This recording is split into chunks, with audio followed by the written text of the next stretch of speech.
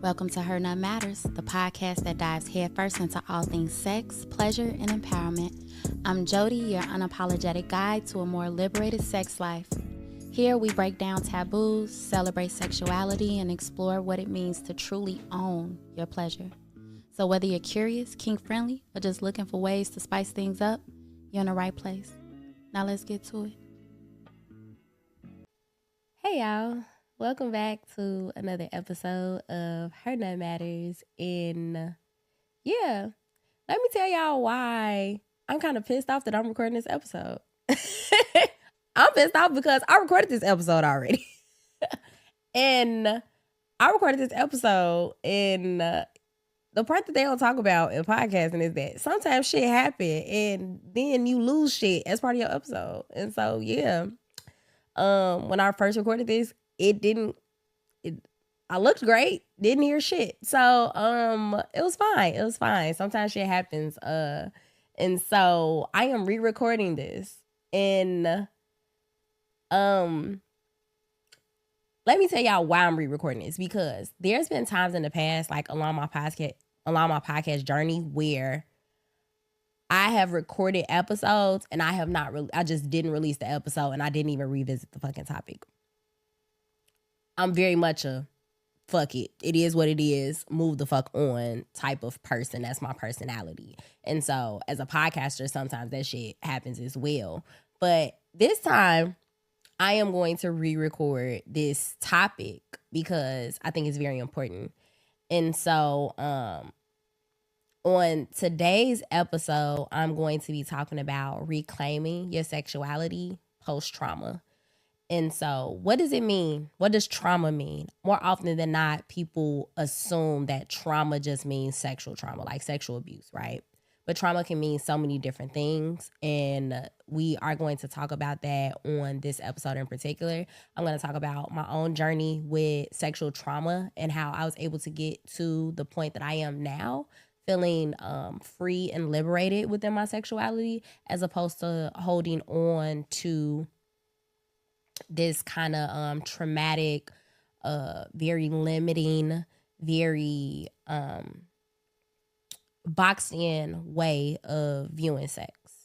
And so, that's what today's topic is going to be about. I do want to quickly shout out the people on the Patreon. And the reason that I want to shout y'all out is for a couple reasons, right? First, that topic came from someone in the Patreon. Shout out to Kia. Thank you. And in addition to, just this community that we've been able to build and share different ideas and unpack different things as it relates to sex, you motherfuckers really been inspiring me to like stay on top of my shit, just because y'all like, oh, I really needed to hear that, or I really needed to engage with this content. Of course, I'm talking about the Patreon, the content in the Patreon specifically, because of course I give you guys a weekly episode, but you get so much more in the Patreon, like way more. Even if you join the Patreon as a free member, which I think you all should. If you are listening to this episode, definitely join the Patreon. Even if you're like, oh, Jody, cash is tight. I get it. Still join as a free member, because you'll still be able to set up your Patreon to where you'll still get the episodes through the podcast apps. So, that said, the Patreon has definitely just been, keeping me on top of my toes. There's a private Instagram chat for the people that are in the Patreon specifically. And so we really have a community. Like, we talk daily. We ask different, we engage with each other. They ask me questions. I provide insights. You guys get to get a little bit more of who I am as a person, just by being a part of the Patreon community. So I definitely think that if you're already listening to the show, you're a part of the community. We could be a little closer. Come closer. Like, come in a little bit. Like, you could be a little closer to me. And the way you can be a little closer to me is by joining the Patreon. Just so that you know, what you get in the Patreon is you get all those Skinamax episodes. So all those Skinamax episodes that I used to drop on the podcast app that just stopped coming, you still get those. It's not that I didn't stop recording that show. Skinemax still exists. It's just in Patreon. And so if you enjoy the Skinemax stuff, guess what? All of that is in Patreon. Freaky Friday with Terry Roseland is also in Patreon. In addition to that, you get weekly Pleasure and Praise, which is it's for the people with the praise kink. And that's all I'm gonna say about that. But you also get ebooks, you get classes, you get again that community. You have the community, of course, but then I have a AMA, which is Ask Me Anything option. And so whatever random ass question that you have, you can either ask it in the chat. If you ask it in the chat, then I'm going to probably use that as monologue. It's probably going to turn into a monologue. And so you'll get a very customized response and a very detailed response when you ask me different questions. And so, just in case you don't want everybody up in your business, you could just, hit me up and say, yo, Jody, I got this question. And then, you'll get a whole little episode dedicated to you, basically. Also, Nut Notes, which is a new series that's going to be really about just kind of tapping into the different things that you can do from a sexual perspective. And so, if you got any questions, just let me know. But I'm going to leave that at that. Now, since we last talked, a lot has happened. Exxxotica Chicago happened, and I taught at Exxxotica Chicago. It was my first time teaching in Chicago. I taught at Exxxotica multiple times in the past. Y'all know that. But I typically go to Miami and teach in Miami. This was the first time I taught in my home city, and it was dope. Moving forward, I think what I'm going to do is I'm going to lie and tell people that I'm teaching, like people around me, like not even that I'm going to lie to family. I'm not even going to hold you. I'm going to lie to family. Family, if you're listening to this, I'm going to lie to you. I'm going to lie to my family and say that I'm out of town just so that I can kind of detach myself from the things that are taking place in Chicago if I teach at Exxxotica Chicago. Again, I feel like when I have taught in different cities, when I'm in a different city, I can't really focus on things back home because I'm in a totally different environment. Being in Chicago and teaching in Chicago and still having to do all of the responsibilities that I would normally do while being in Chicago really made Exxxotica way more tiring than it had to be. So that's something that I'm probably gonna, think about and really consider moving forward if I decide to teach at Exxxotica Chicago again. The actual teaching part was great though. One thing I can really appreciate about that entire Exxxotica weekend, because when I tell y'all, the weekend was crazy. Like I was running on highs and lows. Like there's no in between. And as a Scorpio, I operate in extremities, and I think that is why I was able to handle everything that was taking place so gracefully. Because I don't know, like my mood, my kind of personality is very up, down. Like if you've dated me, you know that I am hot and cold. If you are someone who is even a friend of mine, hell, y'all listen to the show. I tell y'all, like, I don't know, like I just be hot and cold at the same time. Like it's given, I want covers across my arms, but I need my legs out. Like, and that's actually how I sleep, low key. Like I don't like my legs to be covered, but I like for my arms to be covered because I be cold, but I be hot, and I don't like for my legs to be hot. So I be hot and cold at the same time. And that is what the weekend felt like. And so it was just a lot of shit going on. But when it came down to me teaching them classes, I did what was needed to do. So I feel like when I'm on stage and I'm performing and I'm teaching, nobody will ever know all of the crazy shit that's happening in my life, because once I hit that stage, that's it. Like that's my focus. And so, Exxxotica was dope. Exxxotica Chicago was dope. I had different people like from all over just kind of like come up to me, and I had one girl went to high school with me. She came to the damn class. She was like, "Oh my God, like I gotta start tapping in with you more." I had like it was just a lot of people. It was a lot of people. I had like family friends that, you know, came because they know that I do what I do, but they had never seen me in action. So it was super dope. It was definitely super dope. The first night I taught my throat choreography class, and it was over 200 people there. Like all the seats was full and people were standing up. Like that was lit. It was lit to see. As someone who has a praise kink, and as someone who likes attention, I guess that's the brat in me. As someone who also who likes to just be on stage. I like that shit so bad. Very much exhibitionist. Like, look at me. Like, I want you to look at me. And it's funny because even when I'm like teaching, I single out people in the crowd and I make direct eye contact with them. And I know it makes them shy because of how they react. But I like that shit. It's like it's a power thing for me. And so, yeah, throat choreography, y'all know that's my jam.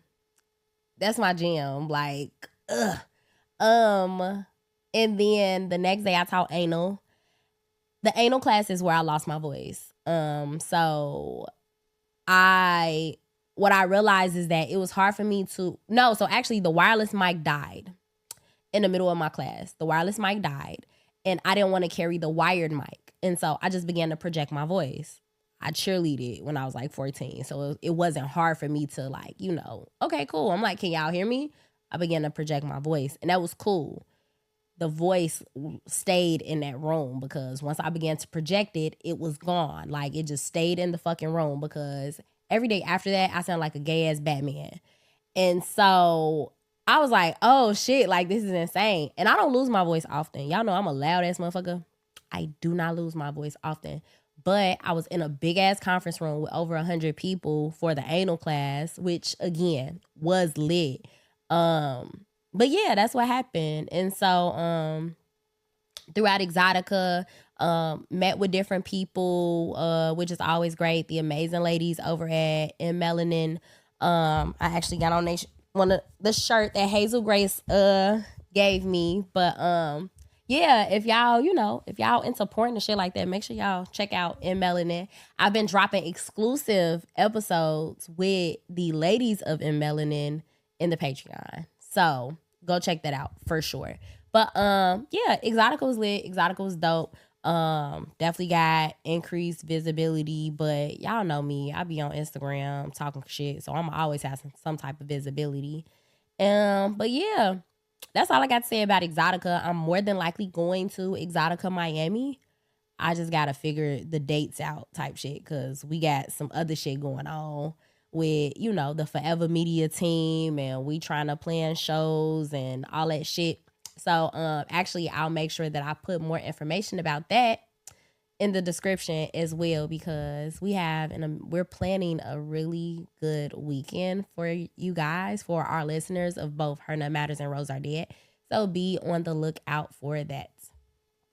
That's all I got for the recap part. I do want to I am going to do a AMA episode exclusively in Patreon, and I do want to tell y'all what that topic will be. So I'm going to read today's AMA. But not gonna get into it, just gonna read it. So the AMA is, okay, Jody, I need help. So a guy that I'm intimate with regularly said my body always fights him when we have sex, that my legs tense up. I know that I be in my head sometimes and I dry up as well. This weekend, I didn't dry up. The vibes were there, but apparently my legs still tensed up. I feel like my body is betraying me. Is this normal and can I fix it? I don't even like having sex because I feel like I'm broken or something. I want to mention he always does foreplay. He gets me relaxed and ready. And so that's what I'm going to talk about more in the Patreon portion of this episode. But that was an amazing question. I do want to say that. And I do want to also say that a lot of women deal with this. It's not abnormal. But we'll get into more of that on the Patreon side of things. But to get into today's topic, which is reclaiming sexuality after trauma. And so, first, I would like to say that both men and women experience trauma. And trauma is anything that has like this kind of everlasting impact on you mentally, emotionally, spiritually, and it's damn near devastating. There are different levels to trauma. Like, trauma is not like everybody doesn't experience the same degree of trauma, if that makes sense. It's also something that you can't really measure. But again, you can experience physical trauma, emotional trauma, mental trauma, psychological, like, yeah, you can experience all of that shit, right? I'm gonna talk about my experience. And y'all know I love to talk about I like to talk about my experience because I don't want you guys to ever feel like, one, if you've experienced anything similar to what I've experienced, that there is something wrong with you, because we all have, we all have our journey, right? Sometimes the path along our journey we might cross over the same streets or some shit like that. But that doesn't mean that what you are experiencing is abnormal, even if it's not the exact same path or experience as somebody else. But yeah, like I said, by definition, trauma is just a deeply distressing or disturbing experience, but it can be physical, it can be mental, emotional, etc. Men and women both experience that. Women experience it as it relates to, of course you have sexual trauma, but even like childbirth, that is traumatic. It could be traumatic for various reasons, right? It could be traumatic if you dealt with the experience alone. It could be traumatic if the sexual act that led to to labor is rooted in trauma as well. The reason that we have to normalize saying that childbirth is traumatic is because I think that's why a lot of us experience postpartum depression. And more often than not, you don't even know when you're in that shit. Like, before you know it, you're in there. It's not like, oh, your body or your mentality, like your brain tells you like, hey, you see that over there? That's postpartum depression. It's coming your way. Like, that's not how it works. Throughout pregnancy, we experience all of these hormone surges, and our hormones are all over the fucking place. And our hormones don't begin to get regulated until 2 years after we fucking give birth to begin with. Like, so knowing that, and then pairing that with all of the other shit that, happens during childbirth, like, I think more often than not, especially within the Black community, because Black women are taught to kind of be strong and just deal with shit and take shit on the chin, it's hard for us to kind of identify when we are in the middle of that shit. Me personally, I've only realized that I was depressed after I've come out of that shit. Every single time. Anytime I've ever dealt with depression, severe depression, or I'm spiraling, if I'm dealing with any type of spiral activity, it's because once I got out of that shit, I was able to really reflect and examine myself. And I think sometimes it's hard. Like, people just think that you just know. Like, you just know what depression feels like. You just know what depression look like, especially if you've never experienced it. Like, you're just supposed to know, like, oh, this is what it feels like. And I think that's going to look different for different people. But again, you fall into those kind of depressive moments because of trauma. But talking about myself, y'all already know this story. I've told it multiple times on the podcast, but I experienced sexual trauma very early. I was molested from the age of 7 to 11, around that time, right? I'm also epileptic, and my epilepsy episodes and seizures began when I was being molested. It slowed down when I stopped being molested. And so, way after the fact, what I realized is that stressors is what triggered. I have stress-induced seizures, and so I don't allow things to stress me. I've gotten very intentional and very specific about not allowing certain things to get too close to me. And that's probably a trauma response, but it's also very protective because I don't argue with people. If I have to step away from the situation, I will. If I can't step away from the situation, I'm probably gonna fight. But my point is that it's not stressful. Like if I make a decision to fight in the moment, that's not stressful for me. I know exactly what I'm gonna do. If I make a decision to walk away in the moment because I feel like it's too stressful, I won't be stressed because I'm walking away from the situation. And so I had to get very specific about learning myself and how that impacts me.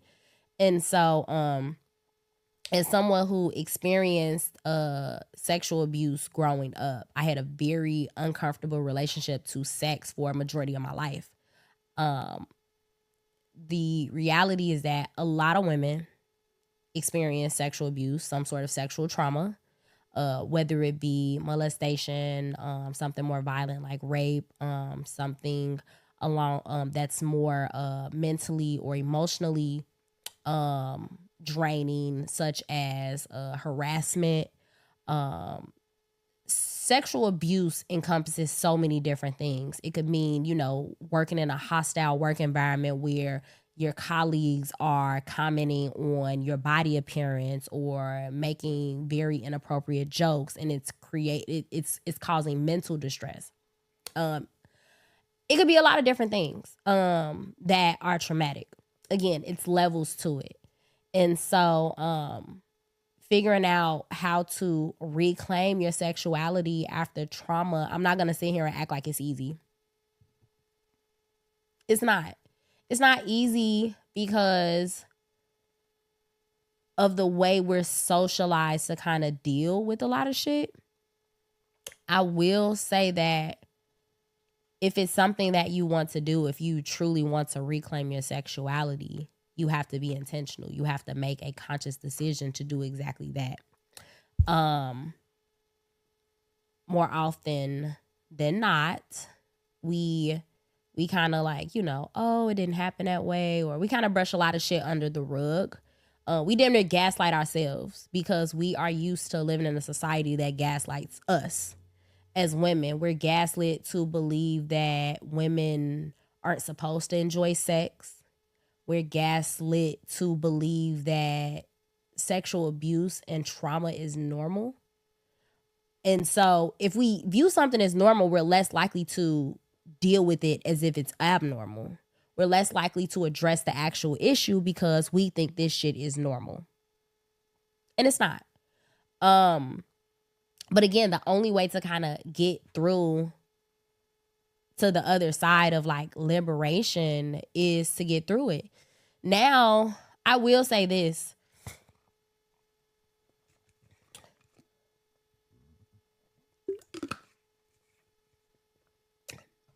The question that was asked to me was that how do you, basically how do you reclaim sexuality after trauma? I had never claimed my sexuality to begin with. And of course, the philosopher in me has to acknowledge that. I have to acknowledge the fact that I'd experienced trauma so early on in my life that when I began to, the claiming of sexuality happened after so much trauma already. So there wasn't a reclaiming of that. There was a claiming of that. And so, I will speak more in the Patreon as to what it also looked like after I had to reclaim it again, because I had claimed it and then some traumatic shit happened and then I had to reclaim it. But if I think about my journey in a linear sense, from how I, it's like, okay, cool. Like I was here at this age and what did that journey look like? I had to claim it first. And I'm curious. I want to pose the question of whether you've ever truly claimed your sexuality. I want you guys to think about that. At what moment in your life have you truly claimed it? What does that mean? It means to own your shit. Like truly own your shit. Absent of shame, absent of fear. You're doing it because you truly find it pleasurable. When have you actually claimed your sexuality? Did trauma happen before or after that? And I want you guys to kind of like think about that a little more. We could talk. Actually, I know for a fact we're gonna talk more about it in the Patreon. Definitely, probably gonna do some nut notes on that. But I think it's important for you to think about at what moment in your life you actually claimed your sexuality. For me, I didn't begin to claim my sexuality until I was already a mom. So I'd already deal with sexual abuse multiple times, different instances. I had dealt with these sexist, misogynist things that just go on in the world and force me into this very shameful, very embarrassing view of sex. I had already dealt with not enjoying sex for a very long time and thinking that was just okay. Like, you have sex because you're supposed to, because you have a boyfriend. That's not the same as saying like, I'm doing this because I enjoy it. No, I was doing it as a duty. I was fabricating my enjoyment. I got super good at faking shit very early. And I know that was just because, again, I was someone that dealt with trauma in my childhood. I got very good at faking it very early. I remember being a teenager and into my early 20s, I was always faking it. I faked moan so much. I got really good at it to the point where it's like, I still like, I'm kind of good at that. Like, I don't fake it now, but like if somebody just asks me to randomly start moaning, I can instantly get into character. And it's because I faked that shit for so long. And when you fake something for so long, you begin to cheat yourself out of the actual experience. And so, no, I'm not going to sit here and act like I was enjoying everything that I was doing, because I wasn't. I was not. I experienced trauma in a relationship, and it took me a while to kind of make sense of why I didn't like anal. And it's because I had a bad experience with an ex. Like, me and him got into it and he fucked me in the ass. Like that, it was like, it wasn't like I wanted to do it type shit. It was very much like he was trying to punish me or treat me like a whore. Like, that's what that felt like. So I was dealing with mental, like, trauma, because that was psychologically, that was traumatic for me. And I think sexual abuse is probably more psychologically damaging than physically damaging. And so, again, everybody is different. It's probably debatable, but it's a lot of stuff that you have to deal with psychologically that makes things like that super bad. And as I said earlier in the episode, men deal with shit. Like, you might be in a situation where you won't sexually respond in a way that you did in the past because of some other shit that's going on. Like, and again, this could be like very devastating circumstances, and you're like, yo, like, I can't, like, this, I can't even be present in the moment because of this. And so, I want both men and women to kind of think about like the ways in which, what does it mean to claim your sexuality? And what ways have you limited your sexuality because of social and historical, constructs or stigmas? But I do want to talk about the ways in which I did begin to claim my sexuality, as we kind of, get towards the end of the episode. So I talked about basically the problem. Right? Talking about the problem, let's talk about the motherfucking solution. I got very intentional and made conscious choices as it related to my sexuality. But before I got to my sexuality, I started with my body. I think that was probably one of the best things I could have did, was get in touch with me first. I got in touch. I got super intentional about how I handled myself. And so, and I've said this at some point or another on an episode. I would have never been able to be as sexual as I am, like kind of feel good in my body, if I didn't begin to dance first. So, my journey towards the Jody that you all know and love started with me dancing. And through dance, I found myself through dance. Finding myself through dance meant I found the faces that I made. I figured out how to move my body in a way that felt comfortable but also very sexy. I looked at myself in the mirror more than I ever have in life. I really took a look at myself, dancing, manipulating my body, looking at myself, critiquing it, and saying, you know what? I wasn't pointing my toes in this video. Let me make sure I point my toes. I point my toes during sex now. Like, what am I doing that I'm like, okay, cool. Let me change this. I don't like this. Let me change it. When it comes to your sexuality, if there's something you don't like, you can make a very intentional decision to change it. If you know the check engine light on your knees kick in after 60 seconds, you can change that. You can train your knees. Like, go to the fucking gym. Like, get your stamina up. Build your endurance. Like, there are different things that you can do to make changes, or at least, I'm not saying like, oh, it's gonna take you doing that shit one time and then you go from here to here. Like, that's not what I'm saying. But a lot of things can be trained. And so that's what I did. I trained my body. I trained my body in a way where it's like, okay, cool. The more I'm doing this sort of movement, the more I'm comfortable with it.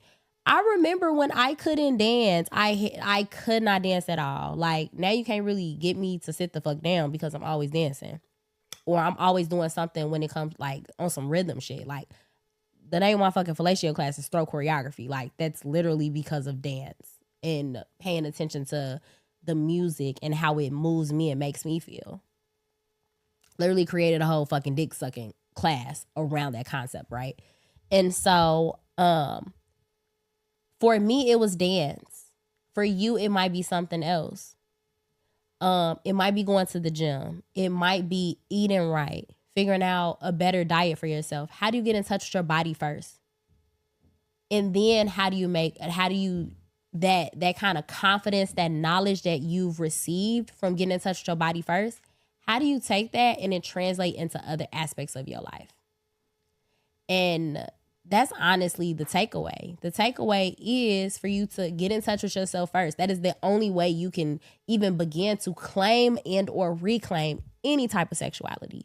It starts with you. It starts with you getting out of your head. It starts with you figuring out what are those things that are truly pleasurable to you. And once you figure out what's truly pleasurable to you, doing more of that. Because you're going to build that confidence. And that confidence is going to, every time you enter a room, is going to radiate off of you. That confidence is going to radiate off you. I literally became so much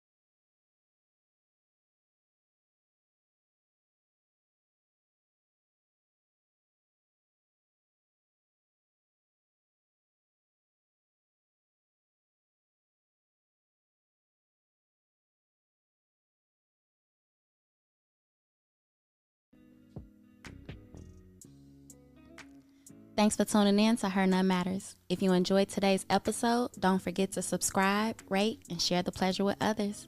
Follow us on Instagram at Her None Matters to stay updated on everything we have going on. Remember, pleasure is power. Go out there and own yours. Catch you next time.